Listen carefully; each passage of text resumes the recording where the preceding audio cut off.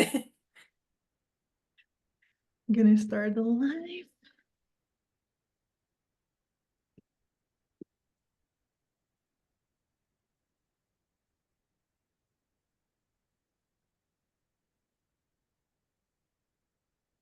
We are live. Now let me go get my magic done.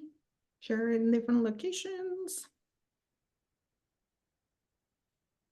If you join us, hello and welcome. Privacy, public.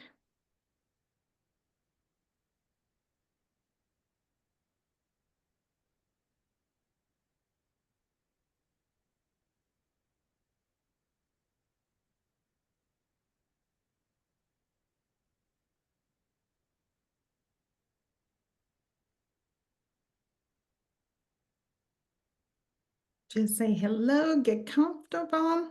If you have water, get yourself some water. We're gonna start in a few minutes. I'm just sharing away in all the different locations.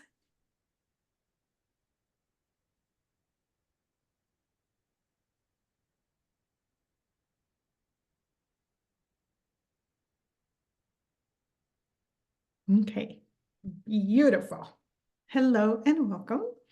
I am Carol Soto, and I am the co-owner of Love, Healing, and More. My mission is to empower, especially empath, to have a better and healthier life. And I have been bringing different speakers to my channels that we are going to be talking about a specific topic. If you missed last week, we talked about different sources, especially dark forces. And we have a really amazing conversation. So if you missed it, please go back. I, at the end, may share the link here in the comments. But today I have Mary Miller. Mary Miller, it has been a really part of my life. She's a healer, and she has her own mission and her own purpose. And if you remember and saw it, I brought her to Meet Me Monday, and she shared with us few things that she does and heal the land. But today we are here to talk about archetype. And this is some of Carolyn Myth's work. So we want to recognize that this work was done through her. If you would like to explore more about her perspective and all the information, you are welcome and more willing to bring. But today we're going to talk about the 4 universal one, or the 4 main one. And we are going to share our own experience and how we have experienced each of them. And we also going to bring some of our personal ones, because in total you should have 12 according to the research and according to the information. And each individual is unique and have their own unique archetypes. There is in total like 71 or 70 plus type of archetypes. And even inside of the archetypes, there's branches of different other archetype.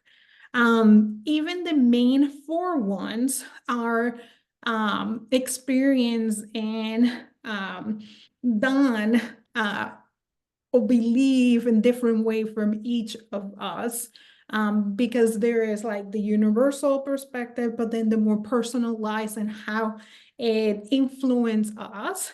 And if they're operating in a positive way, how they're influencing us, and if they're operating more in a wooden negative way, how do they influence us? So there is 4 main archetypes, and there is the child, and I will be talking about that one. There is the saboteur that I also will be talking about. And then Mary is going to talk about the prostitute, and then the victim. So Mary, anything that you would like to share? Hello, Bridget, and welcome. Yeah, well, good morning, all. I also wanted to share, I had received guidance. The archetypes are like energetic molds uniquely made for our soul-human interfaces. It's also called the power archetypes. Because if we can get the positive side, we step into our power. We won't be a victim anymore. We won't be sabotaging ourselves. And we know our value and know where we can compromise. I mean, as much as you want to aim for purity, well, you kind of have to learn to compromise well. It's interesting because everything is about like our own power and standing in our own power. And I know that you mentioned power, so I wanted to reflect and talk about this is not power over. This is not power to feel powerful in a way that it will harm. This is more about you being your authentic self. This is more about you standing in your own power and having a human experience where you experience the lessons, the growth, but also enjoying joy, happiness, and you are in more in alignment of what you came here to do. So anything else you would like to add to the power? I also want to add, as we are having a human experience, universe always has our back. Even though we all been victims somewhere along the line, it's up to us to reclaim our power there without victimizing others. That's not where the power is at all. You become the victor. And anything else you need to add to that? So please know also that Mary and I, we have our Akashic records and we have the Akashic records of this talk. So we are going to be channeling some information. We have set the intention for the message for what would like to be birthed through us to come forward. So when you see us like closing our eyes or you see us looking up, what it means is like we are channeling that information. So let's start with one of the first archetype. And I'm going to define it and I'm going to tell you my experience with it. And then we're going to let Mary share her experience with it. So one of the universal archetype is the child. We all have the child archetype. Now, some people call this the inner child. And the inner child can have different branches, right? It can have the magical child, it can have the divine child, it can have the wooden child, and there's a few more. Those are the three that I can remember the most. We want to build a connection with our inner child that it's more in a magical, more happier joy. In our inner child, it is all the parts and aspect of our being that make us react and behave as a child. Now we can act and behave in a positive way, or we can act and behave in a negative way. When we act and behave in a negative way, it's a wooden child. And this is the child that experienced their childhood with XYJ experience that have created wounds. And this will depend on their parents. This is going to depend on the experience they had at school. And this is going to depend on the experience they had at the teachers, the friends, everything that their circumstances happen. Now, that child can thrive from that situation or challenge, or it can decide to be a victim. It can decide to operate from a wooden perspective. So one of the archetype is the child. We all have it, and this is our inner child. Anything else to add, Mary, about the inner child? Well, there are, again, all kinds of variety of inner children. The nature child, a child who, you know, the animals seem to come to you and you're just outside all the time. And sometimes your parents have to call you in. It's like, oops, I've missed that street lights. But they are about really connecting with Earth, and then there is the magical child who just seems to just go around and have this vast imagination, and they may actually see the fairies out there and the dragons, and the other children. There is another one. Do you remember the other child? There's another one. So the one that I can relate the most is the divine child. That's it. And the divine child for me has been with me since little. Like I always felt that I was a child from God. I always felt that I was blessed and I was connected with source now, right? Or universe. But I also had some part of aspects of that divine child in a negative way, right? And the divine child seeks for more protection, seek for feeling more protected, and constantly looking for that protection. So if you can see, all the different child has also a positive and has also a negative way, and then sometimes even other archetype comes in and it start influencing that archetype themselves. Yeah, and for the nature child, yes, they tend to be a little more reclusive, so getting them to participate in groups may be a little more difficult because they'd rather, read a book about animals from the library even. Do a group thing. It sounds like he likes to be more introvert than extrovert. Yes, but that being said, yeah, especially if it's outdoors, yeah, we'll find them out there. Also, I feel that Karen and Mies is like a starting point of the archetypes out there. There are as many as you could think of. If you're into cartoons, some of your archetypes could be based on them even. Yes. So in the child, so then we can move to the next archetype. We're going to invite you to start looking at how your childhood looked like, right? And that invitation is for you to get curious. This is not in play with it.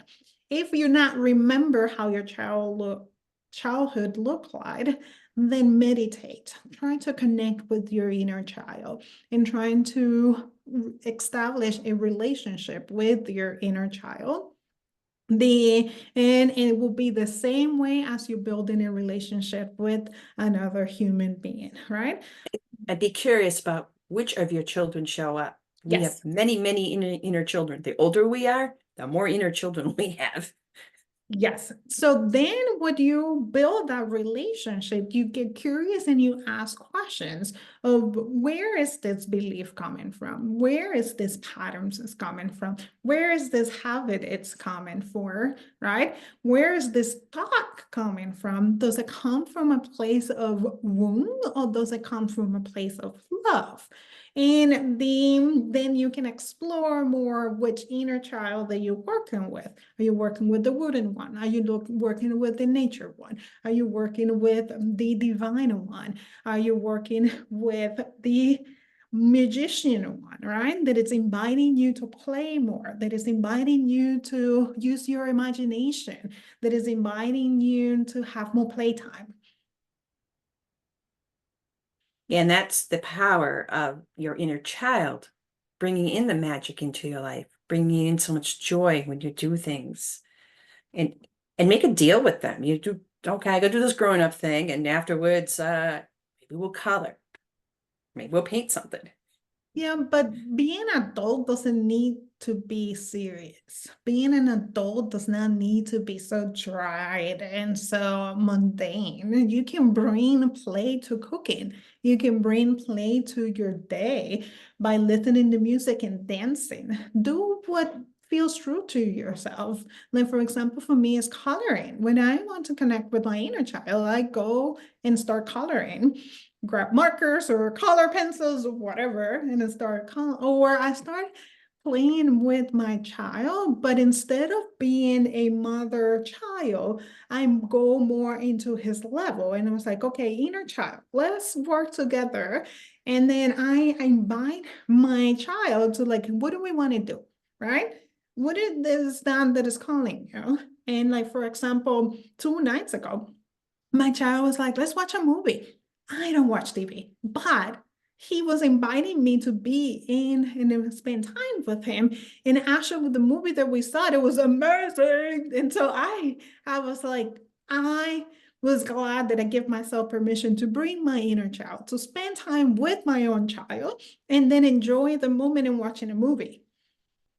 Or around me, there's actually an adult-sized swing in a park, even in a state park here. So the inner child is like, wow. I remember one day thinking, it would be great if we go swinging. And I couldn't believe it. I walked in the park and there it was. They just put the swing in. It's like so Beautiful. much joy.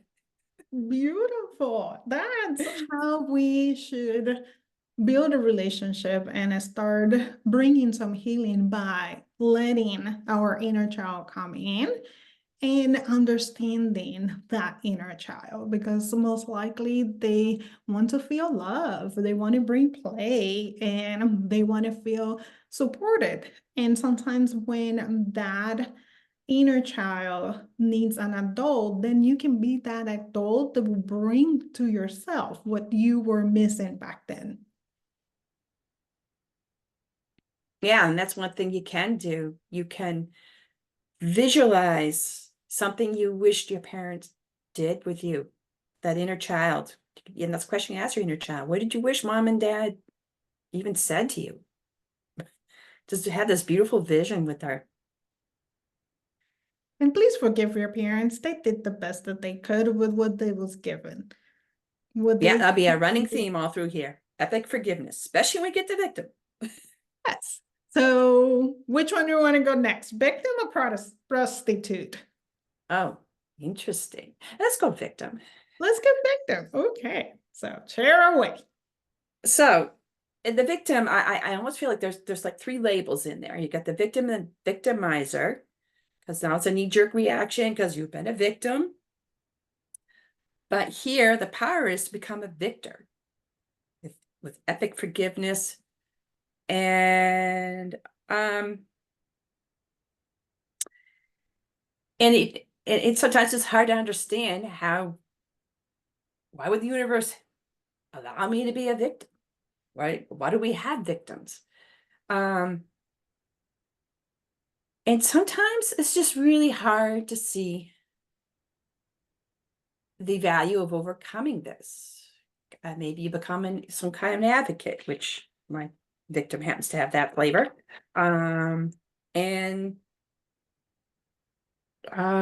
so depending upon how you were victimized, what if you were shunned and abandoned? That's going to look different and feel different in your victim as opposed to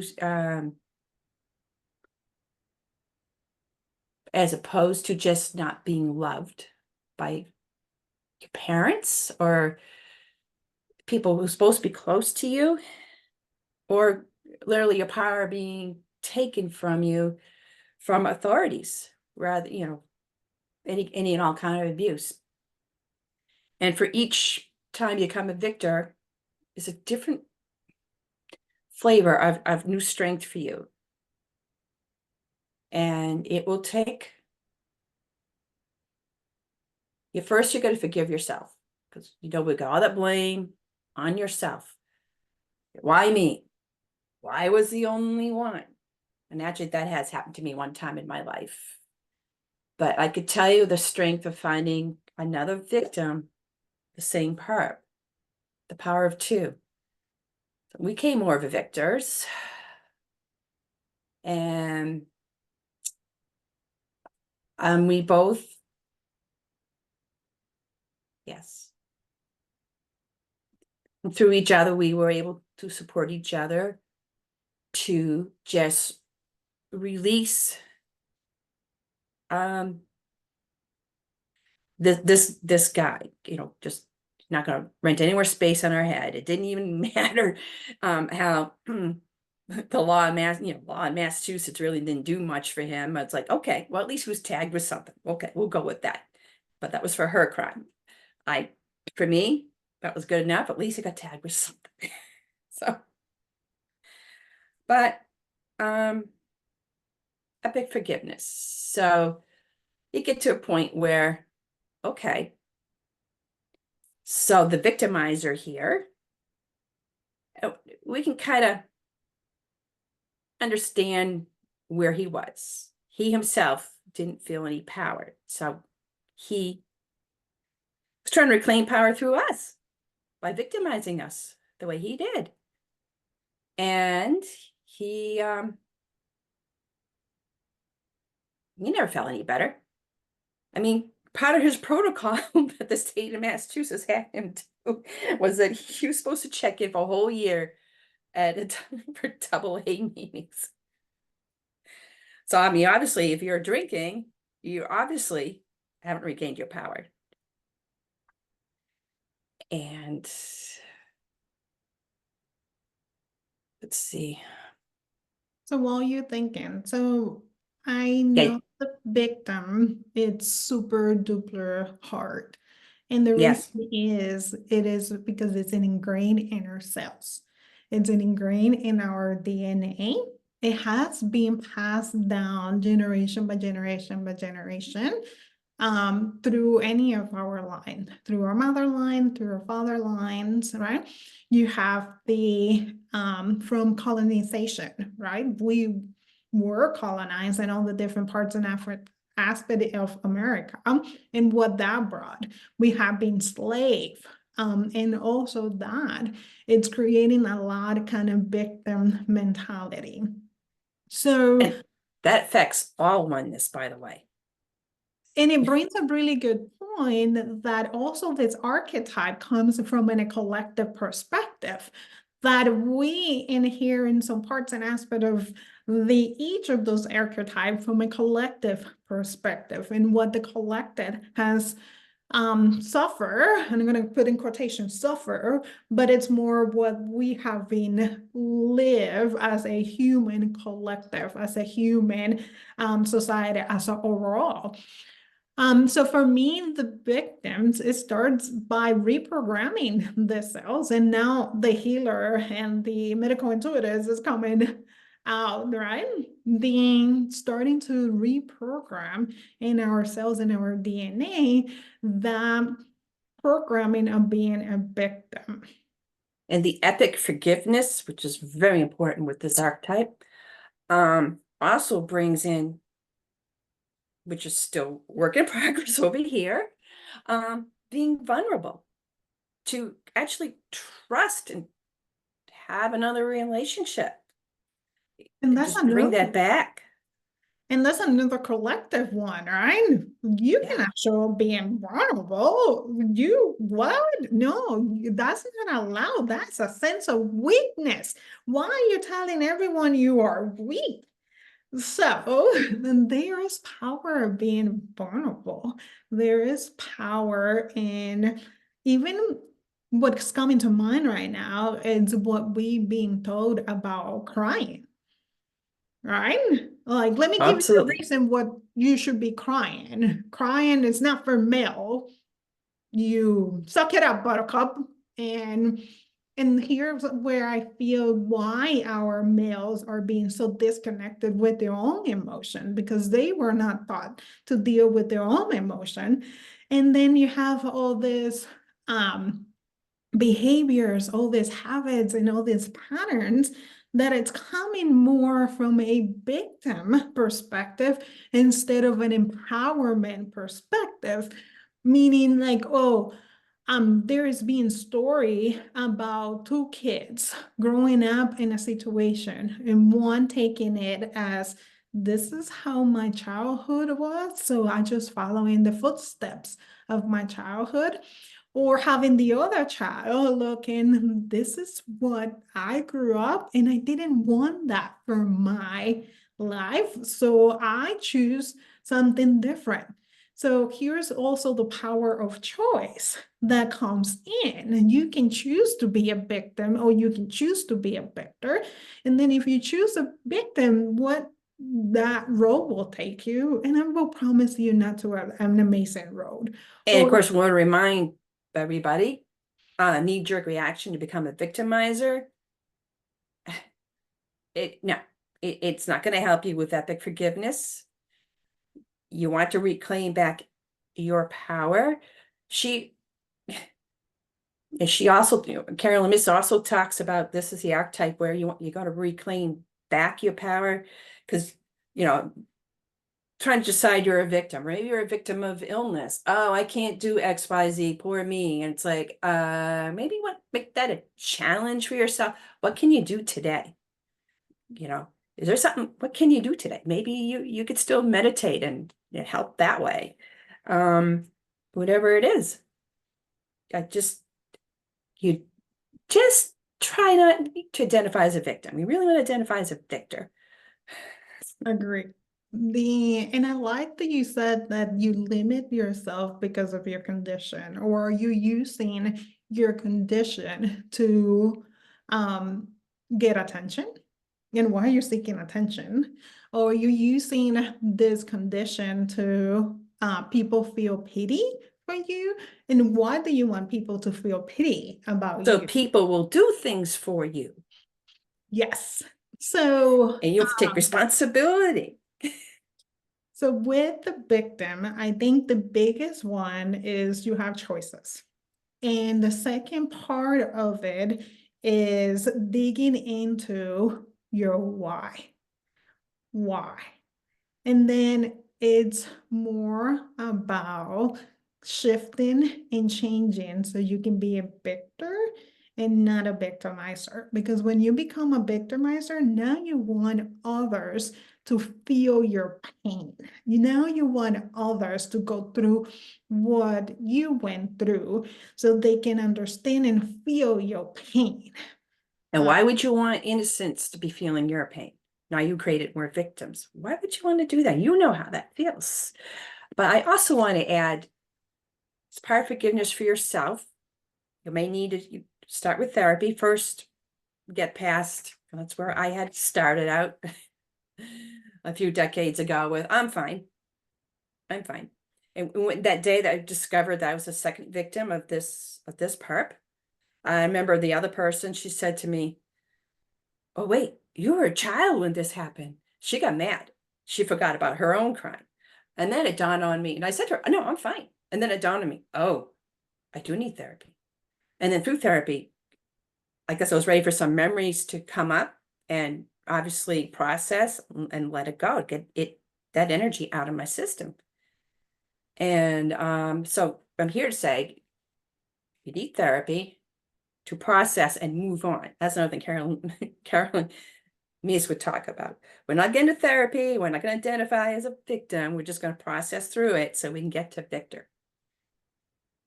100%. And this can be a counselor, this can be therapy, or also this can be a healer. The bottom line is you seeking help and wanting to change. Nobody is going to change you. Nobody is going to come and save you. You need to save yourself. You need to choose something different, but it's your choice. You are the hero of your soul journey. Cool. Forgiveness. So there is different ways to do forgiveness. I know Mary has mentioned forgiveness, forgiveness, forgiveness. I want to invite you to start forgiving yourself first. I learned my lesson super difficult because I was forgiving others. I was forgiving the challenge, the opportunity, the situation, and I was asking for forgiveness, but I forgot me. And then I'm like in the middle of again having this wound coming up again. And I'm like, but I healed that. Why are we still here? Well, Carol, you forgot to forgive yourself. As a multi-dimensional being, you co-create your reality. So, Correct. some way, how, shape, or form, you are part of your reality. So you need to bring forgiveness to yourself. And I love in the Ho'oponopono prayer, that Yes. phrase. Everybody forgets this one. Thank me, thank you. We're thanking our previous selves to get us to where we are today. You survived.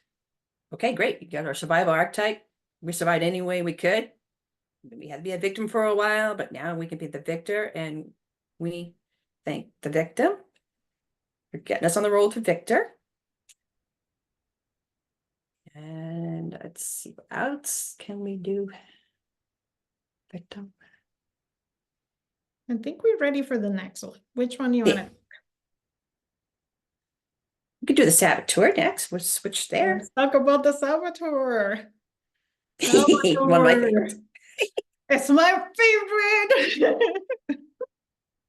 And sabotaging, procrastination, it's part of this beautiful archetype. And it's a universal one. We all have it. And the beauty about this archetype is that it lives in our third center, which is your solar plexus. And your solar plexus is how you feel about yourself. So, I hate to say this, sometimes saboteur may be located in a different chakra, and it'll look and feel a little different. It's depending who we are. yeah, For but you, I could definitely see it's there. yes. And then talking from my perspective, right? From my how I have experienced the this beautiful archetype, right? And for me, it's tying in with our sense of worth, with our sense of for me, right? For my sense of worth and for my sense of self-esteem, right? Because and also for me it's tying in with doing. So what is the sabotage archetype? It is the archetype that brings you to do procrastination. I will do that tomorrow. I will start that tomorrow. Tomorrow is going to be a better day to do it. In actually the power is in the here and now, right? It is more about doing this thing. Does it come from a place of love? Doing this thing, does it bring joy? Does it bring happiness? Does it serve your highest good? And then is it in my highest good to act now? Right? So having that conversation with yourself, with all your parts and aspects, it can help you with this archetype and putting the procrastination in the side and putting I will do it next Monday, or I will start next, I don't know, month. So I want to just throw in there the saboteur in the fifth, where mine probably is, because it would tell all kinds of stories, like, because I have Sherazade in there as well, a storyteller, but it would tell all kinds of stories, negative stories about why you can't do this, and it's a different way to procrastinate. Are you just not ready? And usually happens like 2 minutes before you hop on to do a talk. Right then and there, those stories happen. Right up until then, we're all set, ready to go. Bam, another story. It's like, really? It's like, tell the story. And we got this. That's a fake story. We got a better story. That's it. Well, I'm feeling that yours is in the fifth chakra because it's about you speaking your truth. because it's Exactly. you being your authentic self, right? So you are sabotaging yourself of letting people truly get to know you, right? And this is really Vulnerability. and this is really typical for the collective, right? And here's Yes. where the sabotage will come in the fifth chakra. When you, as a human being, male or female, act, behave, and say things that you feel and believe the other one will appreciate. Because doing that, saying that, is going to bring more love because you are saying what they want to hear, you are doing what they want you to see doing, then they love you more, right? Let's face it, you experience when I asked the hard questions as a kid of the adults, and I got unsatisfactory answers. You got teased by them. I mean, let's face it, as a kid, wouldn't you want to at least get some appreciation from the grown-ups with the great ideas you have? Yeah. Okay. I've told the party line here. So yeah, you can see this archetype in different location of your chakra depending on what you are going through. For my experience, I have seen it more from a third chakra perspective. For the longest time, I didn't feel enough. For the longest time. And I remember coming back for years, and I came to the realization that it did not matter if I work 365 days, 24 hours, I will not feel enough because it was my reality, right? Maybe other people will see me that I was enough, but I didn't feel enough. And this is another way that you can sabotage yourself by staying in that job that, yes, is bringing you the money. Yes, it's bringing you that security of having that 3D met, but then you're not being your authentic self. You're not being following your heart calling. You are in a job just to be in a job because you have necessity, because you have kids, and the money is good. So you kind of brought in the prostitute right there. It's like, Yes. Wayne, So do I I stay in this lead job or you not? now to the prostitute. So are you ready for the prostitute? Because it's my second favorite. Um, yes, and the prostitute, of course, has such a negative feeling about it. It isn't what everybody thinks. I mean, yes, it's about weighing, your values and your word um and everything that you could give against what are you willing to do with it? Are you willing to settle for this low paying job here that doesn't really even use all your skills? Or do you decide pass on that opportunity and have faith? And it's the other thing about the prostitute. She talks about this one's all about faith. Faith that you can have a better prospect. You can wait it out, or you can decide, I stay in this job. I stay in this marriage. Taking this right out of her book. You could stay in this marriage, even though maybe you don't love your spouse, but you like everything else you have. You love your house, you love to travel. I know that sounds horrible, but yeah. And then, someone else was saying, love matters more. I got to do something different. So so that same person would be weighing back and forth on this. And is it bad to make a decision either way? No, that's up to you. For me, I think it's, can you look in the mirror and just be happy what you see reflecting back with the decisions you made? For someone else, they'd be like, I can't believe you made that decision. Well, for me, it was the right one. You're not in my shoes. And there are different flavors. All our archetypes is a different flavor. And I have a virgin flavor. I love saying that. And she is, yeah, for me, she's located in my first chakra. Because yeah, first off, I think I struggle about really wanting to keep my roots down anywhere, and hence rediscovering how much I love to travel. But the thing is, the Virgin is also about purity and just wholeness and just rather be out there in the woods. And also, for me, the compromises I have to make, this free spirit here going around.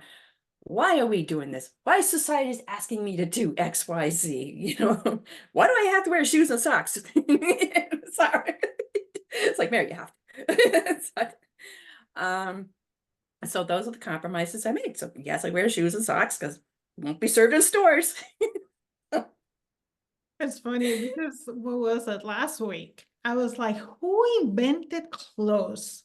Like, Yep. really? Like, why we need clothes? Like, so I need to do laundry and fold it and put it back, and then they get old and deteriorate. Like, why we need to wear clothes? Like, let's go back to Adam and Eve that they were naked.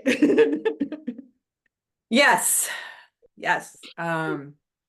But I unfortunately they were given free will, and for some reason everything fell apart after that. Well, no, we don't have to talk about what happened back then, right? Yeah, I want to Because go we're on the gonna duality questions, but then we'll do duality on only on the archetypes. The yeah, duality we're going to talk about. it will take us in a rabbit hole that we do not want to start. So, but I was more like questioning the why we do sometimes do the things that we do, like why we invented clothes to wear clothes, right? And then we get judged on the clothes we wear. So. Yes, yes. Which judging is a big one, right? In criticism, And also that criticizing ties in with us. the prostitute, making decisions of how important is certain clothes for you to acquire for the image you want to see back in the mirror. And please, the prostitution, it does not mean you are in a corner. This is not what it means. What it means Although is I mean, obviously it fits here because even you, the prostitute, will decide first off how much it's worth to do whatever you're doing. Also, you hopefully you are freely working independently. I mean, that is another problem if you're working for someone else, because that's another layer of decisions you just made there. But you should choose whichever clients. Just like for any of us, we get to choose who we do our business with. but here comes a really sense of worth. Yep. Here comes a really sense of compromising, right? But I think the goal is with the interaction, with the choices that we make, how can we create a win-win situation? And even that sometimes it's not equal 50-50, but close to equal. Like it will be more a balanced way of compromising. And sometimes is I do and understand that my worth is greater, but what's behind the intention of limiting yourself, right? Or for today, this is a one-time agreement. Doesn't mean I do this again. And that's okay too, for whatever the circumstances are, but it's only between you and whoever you're agreeing with. And we all make agreements and we all have pacts and we all have oaths and we all have contracts. And it's always good and a good practice to review those oaths, pacts, rituals, and contracts. Especially if they're not serving our highest good, but you still have a banding with it, right? And again, my prostitute being in the first chakra,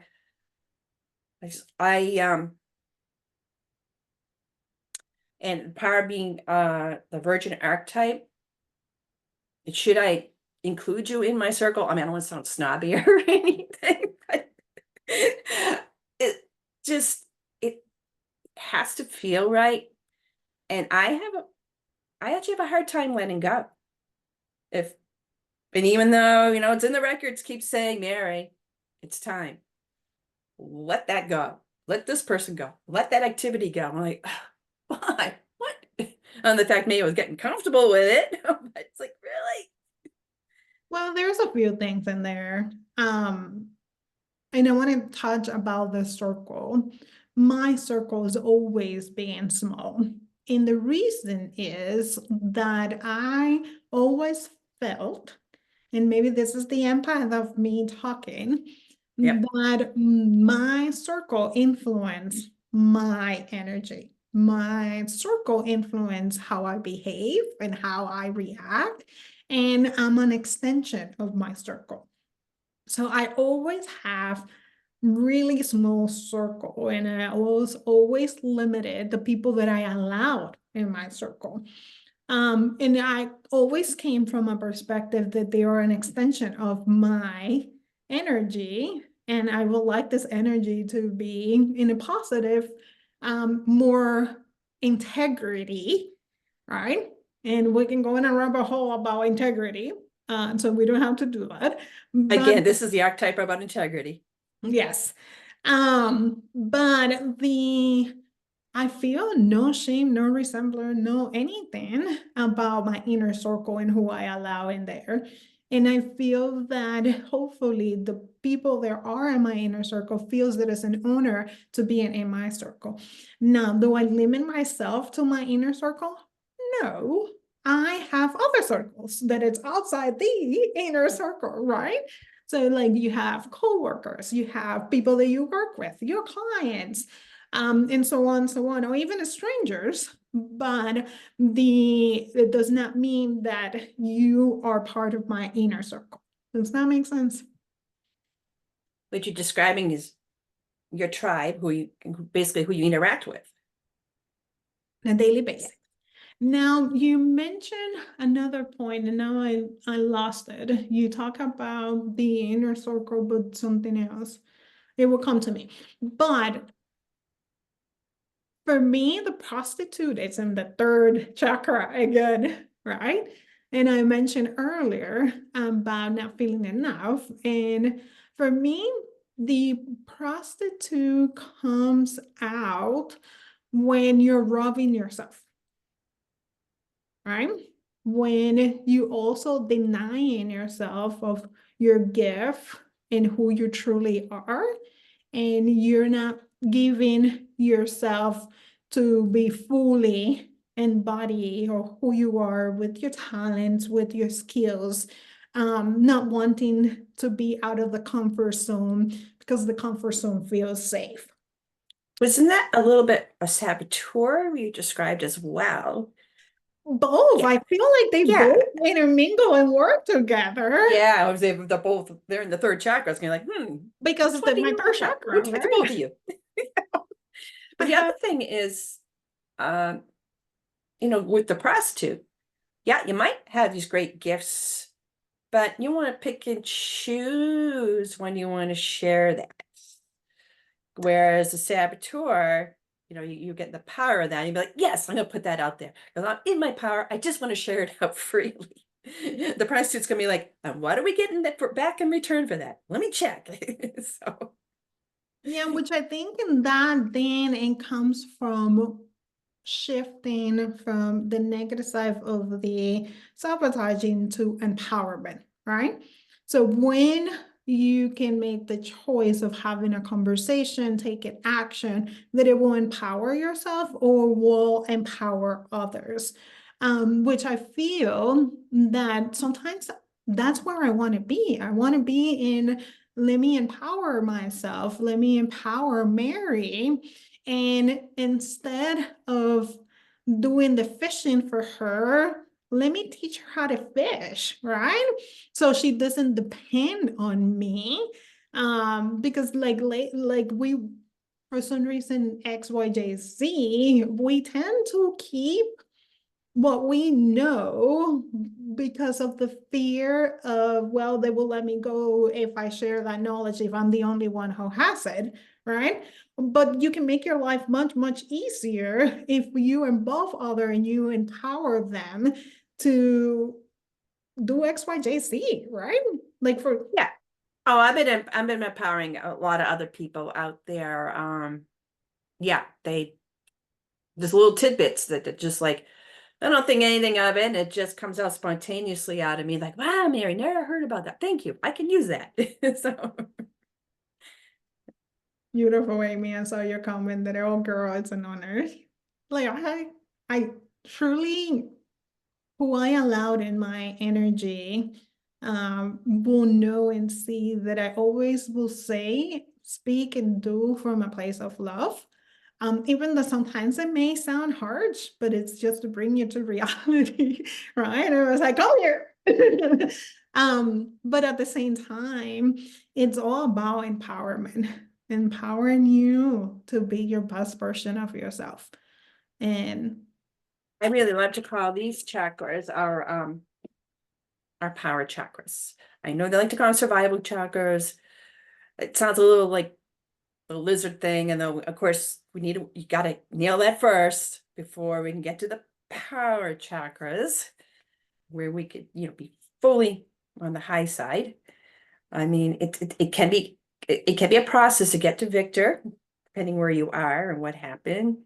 And some of my work that with the land healings and channeling some past lives, I learned from like Green the slave. It was an interesting situation there.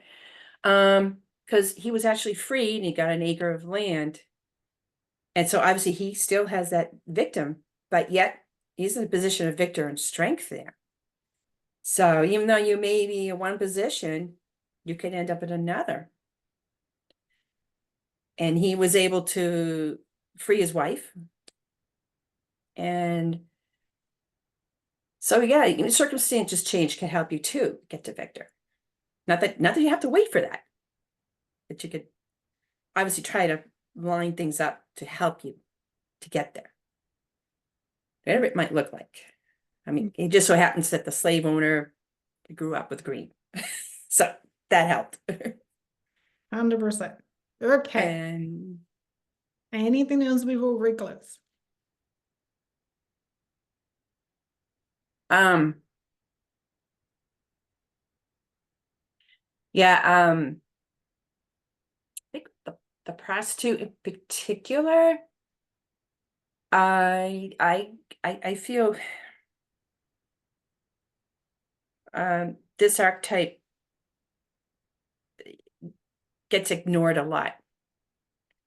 And it just that people just work on the hamster wheel and just stop for a minute and see perhaps how the job you're on really is unfulfilling for you. But it's okay. There are many, many people out there, and we get it. You take the job you have right now because it is paying for the mortgage, and there's nothing wrong with that. But the challenge is to make this job somehow more enjoyable while you're there. Bring in that inner child a little more to work with you. Just, you can sing while on work. Maybe you take a page from uh, from the slaves even. Did they enjoy being slaves? Obviously not. But they sang while they're on the job, and they just made it better. And yes, and that's definitely in our DNA. And sadly, slavery has been through humanity since the dawn of time. It's just a matter of how they were treated by different cultures. And again, back to the prostitute, because that just shows the value of whichever society that had them. 100%. I know that Carol had left a very comfy situation to follow her heart. It is so fun, going along with the prostitute. Yes. Another story for another time. I'm going to start calling in from the engineer to the healer. And you are going to be seeing more about that and me sharing this story, but also giving tips and tricks on if this is you that want to leave your in that end job, it is possible, but there are some healings that needs to happen. There is a leap of faith that needs to happen and trust. And Divine timing, very key, folks. Don't just quit your job and no. There is a few steps you need to do before you put that resignation letter, please. It took me 3 years. So, and that doesn't mean that it's going to take you 3 years. What it means is it is a journey, it is a process, and there are steps and healing with that. And also, if you feel you have the value to go for that job at the next level where you are, you do some healing around that and some visualization and go for that. Yes. So today we came here to talk about the archetypes, and we share our own understanding of those archetypes, and we share our own experience and how we have deal with the archetypes. There is 4 universal archetypes, and we talked today about them, and we mentioned a few of them. So there's the child, there's the prostitute, there is the victim, and there is the saboteur. All 4 of them can operate in our system in a positive and a negative way. We encourage you to go in deeper into this 4 and how they are influencing your life.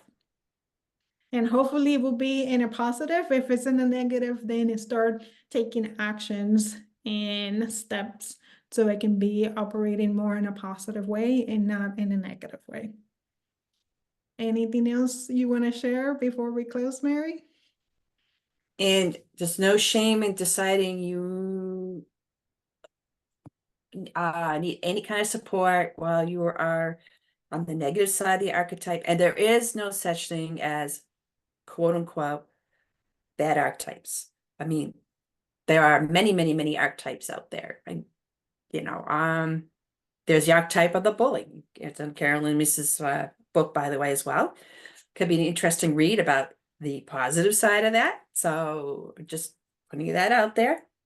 That we all, there are billions and billions of us, and we are all bunch of, like I see as a bunch of pieces of the puzzle of humanity, and there's just a reason of whatever, I don't know what I want to call it, the puzzle pieces that we have, that's us. So You're unique, but also please, you brought up a really good topic. We do not need to go alone. There is people in the physical that it can help us. There's people in the spiritual realms that it can help us. It's you asking for help. So you're not alone. And we encourage you to at least discover these archetypes, but it'd be more fun and even more guidance for your soul journey to discover the rest of them, which of course you can start with Carolyn Meese's book, and there are so many other resources out there. And just we could look around on different places. And maybe you might find a teacher or a course out there that calls to you to help you with that. Go for it. So my intention, as always, is plant seeds. If this resonates, please get curious. If it doesn't, it's okay. All right. But it was an honor to have you, Mary. Thank you so much. Yeah, I love talking about these. We could talk about all the archetypes out there, but these 4 is good. We can do a whole hour to all of them, right? And Oh yeah. I mentioned earlier, there are like 70 plus, and under Hundreds. them, there is more because there's branches under it. Yeah, no, not only that, Carolyn Meese just kind of gave us, those were just like a suggested list. And I'm sure if you read it, it's a suggested list. It's a long suggested list, but again, it's who you identify with. And okay, I guess we're just throwing in a tip for the other archetypes or even our power archetypes. It fits in with what we like to do or our curiosity. I mean, for example, as a kid, I studied every book I could on Greek and Roman mythology. So of course, there's a reason for that. So my archetypes, like my Virgin specifically, identify with Artemis. So I'm just throwing that out there. But you know, if you're, again, it depends. Yeah, for each of us, it would be different for whatever reason. We're past lives, what's the ancestral lineage. Selective. And yeah, and yeah, like I said, I love my Charizard. She's an interesting archetype, but I know yeah, I know some people don't know her, but she was the princess that saved her life. See, another survival skill. The 1001 Tales, the Arabian Tales was from her. That just in case anyone know, but in case anyone didn't know who she was. So anyway. Thank you, Mary. I appreciate you. And I'm going to be sharing a few links. So look at the comments. Okay, thank you. Bye. Namaste. Bye.